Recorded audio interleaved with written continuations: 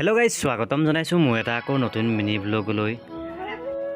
আজি যিহেতু বহুত দিন যোৱা নাই থানলৈ, আজি থানলৈ বুলি ওলালোঁ চুৰিয়া টুৰিয়া পিন্ধি ঘৰৰ পৰা চুৰিয়া পিন্ধি গা চা ধুই চুৰিয়া পিন্ধি এতিয়া আহি আছোঁ আইতাহঁতৰ ঘৰলৈ। যিহেতু আইতাহঁতৰ লগত যাম সেইটো কাৰণে ওলাই গৈ আছোঁ এতিয়া আইতাহঁতৰ ঘৰলৈ।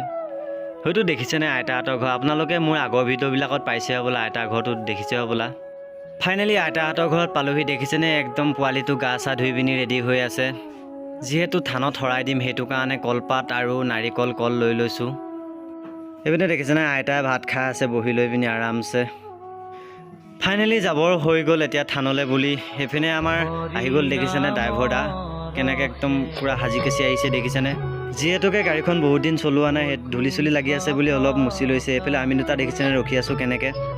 গাড়ীখন উলিয়াই ল'বলৈ দিছোঁ গেটৰ বাহিৰলৈ, যিহেতু আকৌ এবাৰ নামিব লাগিব ভিতৰত সোমালে, সেইটো কাৰণে একেবাৰে গেট চেট খুলি পিনি সোমাম বুলি ভাবিছোঁ।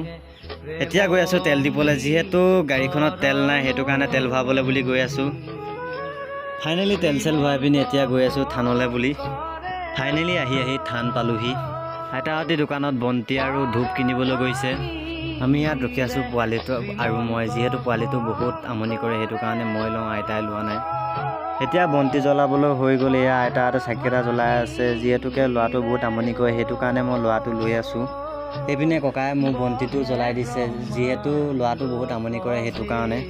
আগতীয়াকৈ আইতাহঁতক বন্তি জ্বলাই পিনি সেৱা কৰিবলৈ দিছোঁ। পাছত মই সিহঁতি আজৰি হোৱাৰ পাছত মই বন্তিটো জ্বলাম বুলি ৰখি আছোঁ। আপোনালোকে যদি আহিব পাৰে আমাৰ নাৰায়ণপুৰ লেটেকুপুখুৰীত শ্ৰী মাধৱদেৱৰ জন্মস্থান।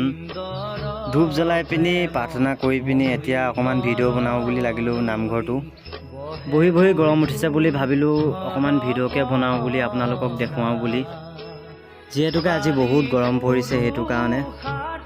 দেখিছেনে থানখনৰ পৰিৱেশটো ইমান ধুনীয়াকৈ বনাই থৈ দিছে থানখন। এইফালে এইটো পুখুৰীটো আৰু এইটো বৰনামঘৰটো দেখিছেনে। এতিয়া আপোনালোকক দেখুৱাবলৈ গৈ আছোঁ মাধৱদেৱৰ জন্মভেটি, অৰ্থাৎ মাধৱদেৱৰ যোনটো জেগাত ঘৰ আছিলে তাক এতিয়া পকাকৈ নতুনকৈ ধুনীয়াকৈ বনাই থৈ দিছে। এইটো দেখিছেনে আপোনালোকে। যিহেতুকে ঘৰৰ পৰা অহা বহুত টাইম হৈ গ'ল সেইটো কাৰণে ঘৰলৈও যাবলৈ হৈ গ'ল। এতিয়া টাইমো হ'ল দিয়কচোন, ৰাতিপুৱা 9টা বজাতে অহা, এতিয়া 1-2টা বাজি গ'ল। যদি আপোনালোকে মোৰ ভিডিঅ'বোৰ চাই ভাল পায় তেনেহ'লে লাইক ছাবস্ক্ৰাইব কৰিবলৈ নাপাহৰিব। আজিলৈ ভিডিঅ' ইমানেই আছিল, বাই বাই।